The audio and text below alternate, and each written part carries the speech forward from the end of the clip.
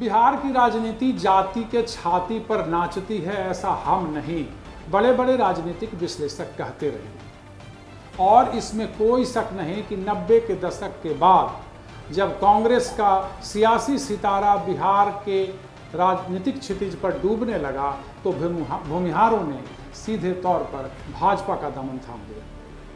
लेकिन आज की तारीख में जो परिस्थिति दिख रही है और लगातार भूमिहारों के द्वारा विद्रोह किया जा रहा है, इसका परिणाम भी मगध के धरती पर देखने को मिला कि जदयू और भाजपा का कोई कैंडिडेट मगध में जीत नहीं सका, वो हार गया। बिहार विधानसभा चुनाव 2020 की बात कर रहे हैं, लेकिन जिस ऑपरेशन पोस्टर के सहारे हम बहुत कुछ टटोलने की कोशिश कर रहे हैं कि कैसे भूमिहार नेता लगातार बीजेपी के अंदर हाशिए पर जा रहे हैं, और यह जो 2.5 लाख पोस्टर पटना में लगाया गया, भाजपा के संयुक्त कार्यकारिणी की प्रदेश बैठक हो रही है, इसमें संयुक्त मोर्चे की प्रदेश कार्यकारिणी की बैठक हो रही है, इसमें भी बड़े ही स्पष्ट तरीके से दिख गया कि ना तो सीपी ठाकुर, न गिरिराज सिंह या कोई भाजपा का नेता कहीं पोस्टर पर नहीं दिख रहा है। यहाँ तक कि सीपी ठाकुर के बेटे विवेक ठाकुर भी जो पोस्टर लगा रहे हैं उसमें भी कहीं भूमिहार नहीं दिख रहा।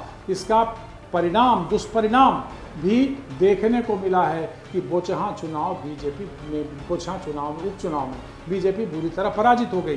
तो क्या भाजपा में भूमिहारों के लिए संकट बड़ा हो गया है? पोस्टर क्या कहता है? पटना में 2.5 लाख लगा पोस्टर क्या संदेश देता है विवेका? देखिए, पोस्टर बहुत कुछ कह रहा है, लेकिन उसके पहले आप आइए, 2019 से आइए। 2019 में बिहार लोकसभा के चुनाव हुए। उस समय आपको याद होगा किस तरीके से भूमिहार बिरादरी के जो नेता थे उन लोगों ने पार्टी के अंदर, बीजेपी के अंदर ही बगावत किया था और कहा था कि आप लगातार हमें उपेक्षित कर रहे हैं, लगातार हमारी जो हिस्सेदारी है उस हिस्सेदारी में आप कटौती करते जा रहे हैं। जब लड़ाई की बेला थी, जब लड़ाई का समय था, जब लालू प्रसाद यादव से लड़ने का समय था, तब तो कोई सामने नहीं आया। जब हम लोगों ने लड़ाई लड़ी और अब जबकि सत्ता में भागीदारी का समय है, तो ऐसी स्थिति में हमें आप बेदखल कर रहे हैं, लगातार हमारी हिस्सेदारी में कटौती कर रहे हैं। 2019 की बात है, लोकसभा चुनाव से ठीक पहले। तब बीजेपी नेताओं को लगा कि नुकसान हो सकता है, काफ़ी मान मनौवल हुआ, लेकिन उसका कोई फायदा होते हुए नहीं दिखा। खैर 2019 का चुनाव समाप्त हो गया। 2020 में भी वही स्थिति आई। लगातार इस समाज के जो नेता थे उनका पावर कट किया जाने लगा।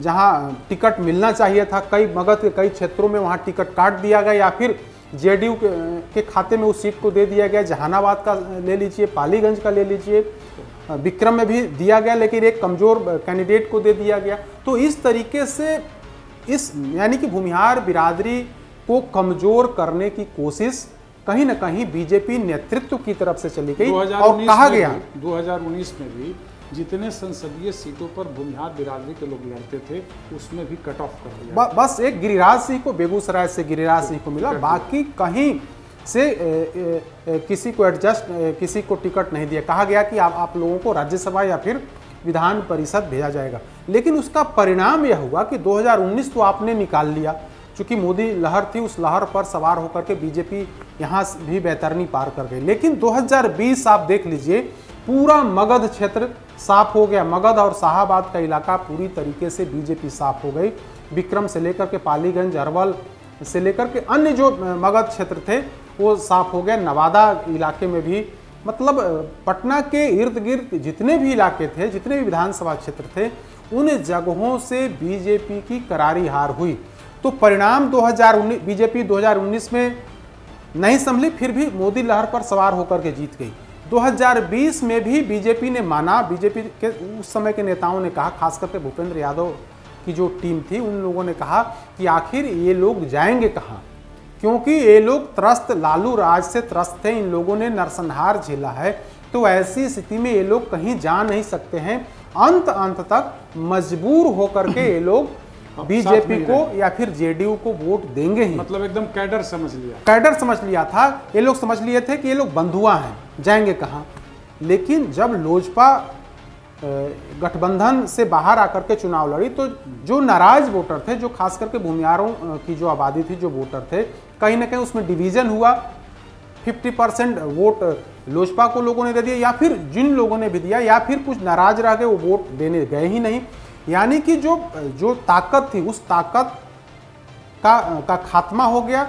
भूमिहारों ने लोजपा को वोट कर दिया, या फिर घर में रहना जरूरी समझा, जैसे बोछा में किया, जैसे बोछा में की। यानी कि जिस ताकत से भूमिहार बिरादरी के लोग वोट करते थे, उसमें काफ़ी कमी आई, और इसका खामियाजा बीजेपी को फर्स्ट, सेकंड और थर्ड चरण में उठाना पड़ा। हालांकि बाद में जब लगा कि लालू प्रसाद यादव की पार्टी आरजेडी बढ़त लेते हुए दिख रही है, तब उत्तर बिहार में, खास करके उत्तर बिहार में लोगों ने फिर वो एकजुटता दिखाई और भाजपा को वोट किया। तो बीजेपी अब तक यह मानकर चल रही थी कि बीजेपी भूमिहार वोट कहीं जाएंगे नहीं, ये मजबूर वोट हैं, ये शुरुआत में गाली देते हैं लेकिन लास्ट क्लास तक वोट कर देते हैं। तो कुछ, लेकिन उसमें 2020 में इसका खमियाजा बीजेपी को उठाना पड़ा। आप 2022 में जब उपचुनाव, बोचहा उपचुनाव हुआ, तो बीजेपी ने यही गलती दोहराई।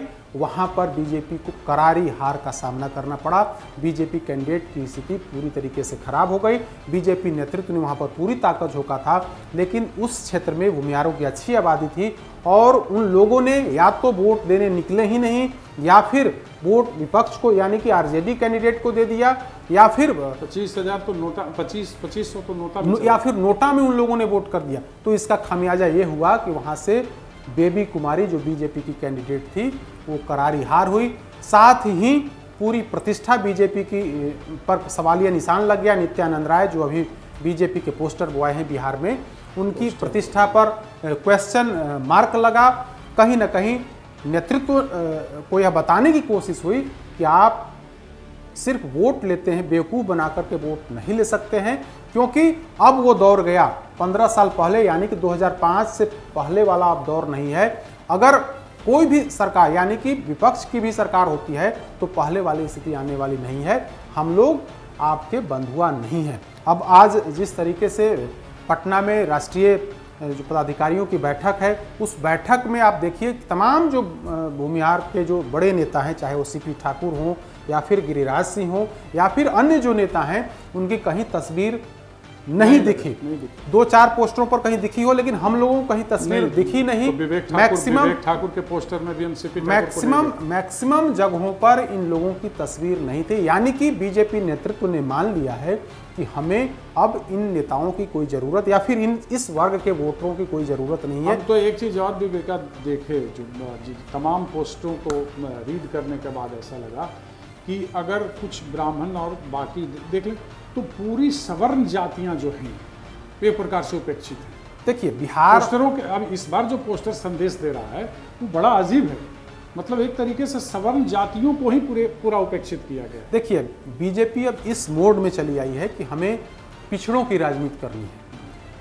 नरेंद्र मोदी ने, प्रधानमंत्री ने भी कहा है कि अभी अति पिछड़ा और पिछड़ा का समय है, विगत 10 साल तक यही रहेगा।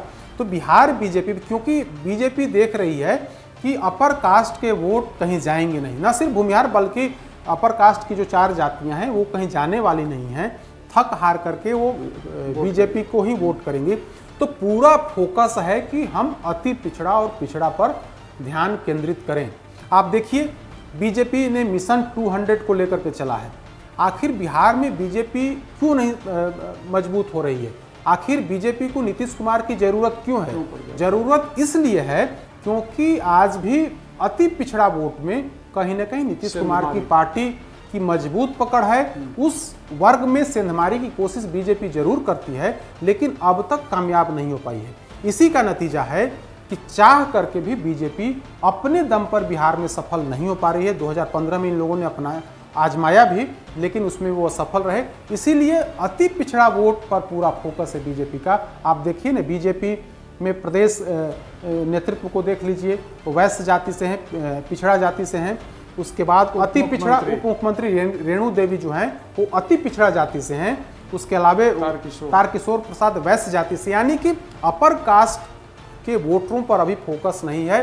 फोकस अति पिछड़ा और पिछड़ा वोटर पर है, क्योंकि इसकी अच्छी आबादी है बिहार में, और बिहार में कहा जाता है कि आप चाहे जितना भी विकास कर लें लेकिन वोट आखिरकार जाति पर ही होता है।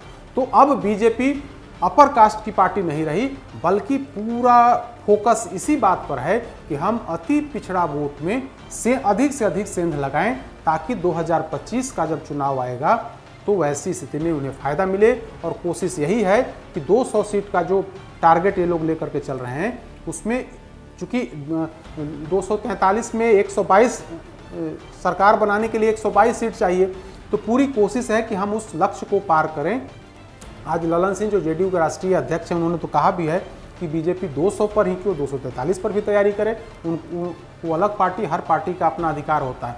तो जेडीयू भी इस पर नज़र रखे हुए है और जेडीयू के आधार में बीजेपी सेंध लगाने की कोशिश कर रही है। अब कितना कामयाब होगी वो तो समय बताएगा, लेकिन पूरी कोशिश है कि हम अति पिछड़ा वोट को, अति पिछड़ा केंद्रित राजनीति, बिल्कुल मतलब कर्पूरी ठाकुर जयंती मनाएं, बिल्कुल अंबेडकर को लेकर के, जैसे आपने देखा कि जेपी नड्डा आते हैं और अंबेडकर के मूर्ति पर माल्यार्पण करते हैं, अच्छी बात है। कुल मिलाकर के बिहार में जाति की छाती पर नाचती राजनीति में बिहार में भाजपा की सियासत ने बहुत कुछ इस पोस्टरों के माध्यम से स्पष्ट कर दिया है कि हमारी सियासत अति पिछड़ों की होने वाली है। सिर्फ भूमिहार ही नहीं, बल्कि राजपूत, ब्राह्मण और लाला जाति से आने वाले नेताओं, भले ही एक इक्का दुक्का नेताओं को पोस्टरों पर जगह मिली है या लगाने के लिए वो लालायित रहे हैं, लेकिन अगर आप पूरे पोस्टरों में देख लें तो अति पिछड़ों का खेल जबरदस्त रहा है। यानी जो भूमिहार लगातार असंतोषजनक रवैया बीजेपी के प्रति इजहार कर रहा है, आने वाले समय में भी देखने को मिलेगा। और पोस्टर के माध्यम से यह संदेश बीजेपी के द्वारा दे दिया गया है कि आपका सियासी सूरज अभी उगने वाला नहीं है।